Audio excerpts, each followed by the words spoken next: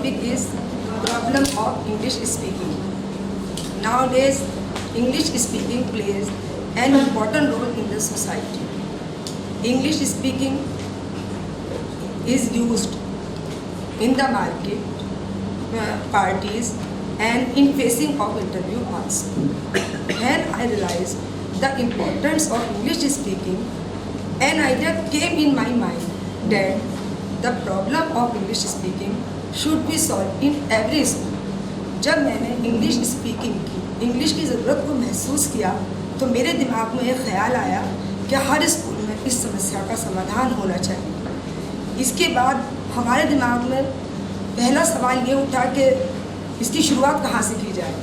तो इसमें हमारे दिमाग में ये आया कि सबसे पहले बच्चों का उच्चारण सही कराना चाहिए। और मैंने बच्चों का उच्चारण सही कराने के लिए अलग अलग शब्दों का उच्चारण सही कराया, जैसे हट, शॉर्ट लेंथ वाले शब्द हट, शट, और ऐसे शब्द जिनमें स्वर की ध्वनियाँ होती हैं, ब्रदर, मदर, और ऐसे शब्द जिनमें एल साइलेंट होता है, जैसे काम, पाम, बाम, और दूसरे डिफ़िकल्ट वर्ड्स जैसे नॉलेज, नाइज, साइकोलॉजी।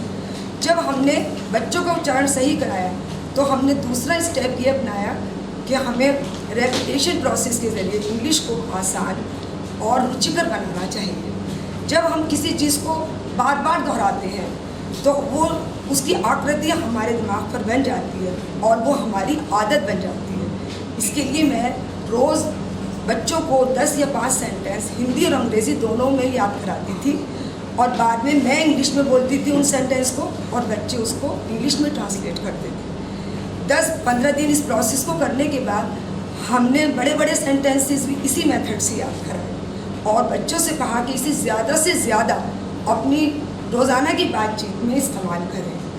बच्चों ने इन्हें ज़्यादा से ज़्यादा याद किया। जो बच्चे ज़्यादा याद करते थे हम उन्हें इनाम देते थे और असेंबली में उनकी तारीफ़ होती थी। इसके बाद हमने जो स्टेप अपनाया, मेरे अनुभव से एक अध्यापक को अगर बच्चे से ज़्यादा अंग्रेज़ी में बात करें तो नेचुरली बच्चे भी उससे अधिक अंग्रेज़ी में बात करेंगे।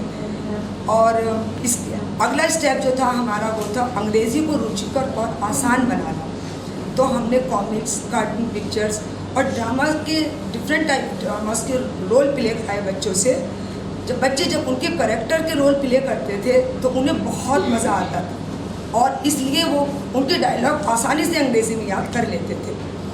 बातचीत के ज़रिए भी मैंने अंग्रेज़ी सिखाने की कोशिश की और इसमें 2 मित्रों के बीच की गई बातचीत को हिंदी और अंग्रेज़ी दोनों में बच्चों को याद कराया।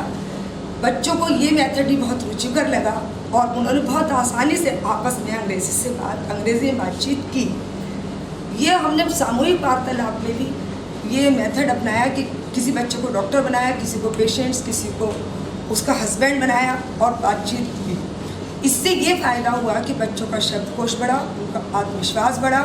अंग्रेज़ी भाषा जो उन्हें बहुत मुश्किल लगती थी वो बहुत रुचिकर और आसान लगी।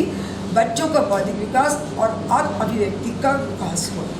मेरा नाम रज़ा फातिमा है, मैं UPS कोयना में पढ़ाती हूँ और ब्लॉक जमा, और मैं अलीगढ़ डिस्ट्रिक्ट से बिलोंग करती हूँ।